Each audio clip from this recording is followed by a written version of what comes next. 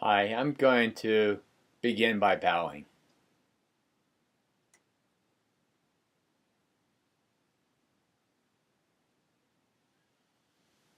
So we've come to week 15, the last week of our semester, and I've thought a lot about what I wanted to say this time.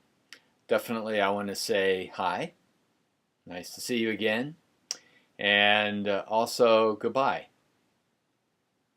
But I really want to say more than that. I've been thinking what might be, or what might try to capture right now some of my feelings for you and some of the things that I want to leave you with. And what I've come up with is two aphorisms that have been on my mind a lot the last couple of months, actually. One comes from the Sufis, and one comes from Africa. I think they're paradoxical on the surface, but the paradox that they pull together, the paradox that they capture as two sides of a whole, I think is exactly what we've been working with this semester, the sort of deeper message that I'd like to leave you with. The first one goes like this: Blessed is the one who dies before dying. Blessed is the one who dies before dying. And as we've been discovering, there is no growth without death. There's no transformation without death. At best, if we avoid the little deaths through our lives, we get more of what we've had. But there are none of those quantum leaps. There's none of the deep maturation that initiates us into life and that makes us more than we've been, more than we've imagined we could be. There's none of that transformation without death. So we've been working with the idea that by avoiding our little deaths, by holding on to what's familiar, by trying to stay safe, we only expand what we've already known.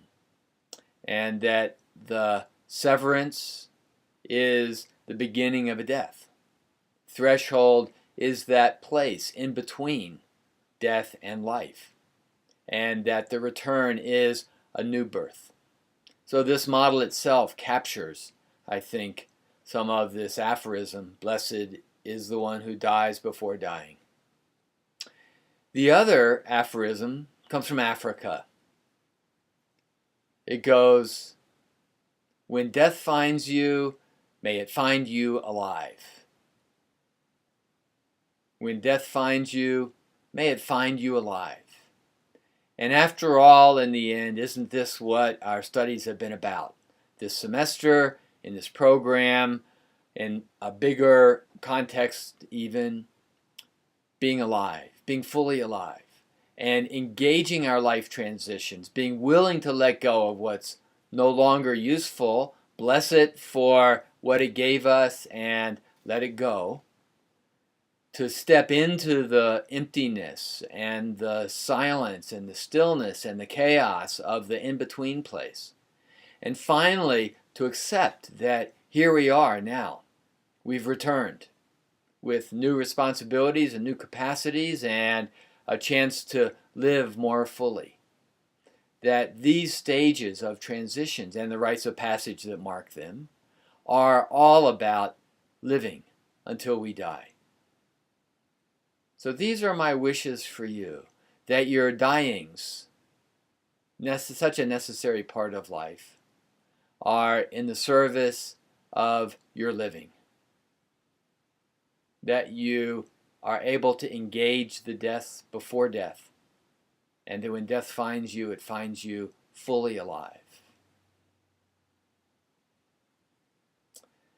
So maybe one more sort of exclamation point at the end of the course,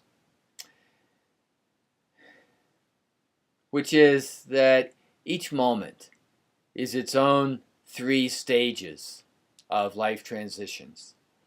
I know that maybe you've already discovered this semester, maybe you've known it for a long, long time, and maybe it helps to bring it out explicitly and to articulate it. The last moment is gone. It's ended. The next moment is not here yet. And where we are right now is in this threshold phase, the most creative place, the most empty place, the most full place. So here we are between the past, which is no longer, the future, which is not yet. These three stages are here in this moment. And we might even say that life itself is a kind of threshold between the severance of birth and the return to the field of death. So here we are. I'm glad you're here. Glad we've been able to be together this semester. It's been a lot to me.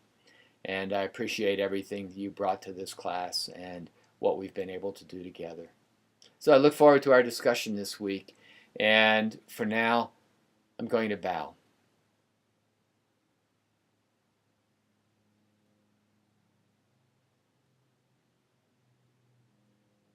Bye for now.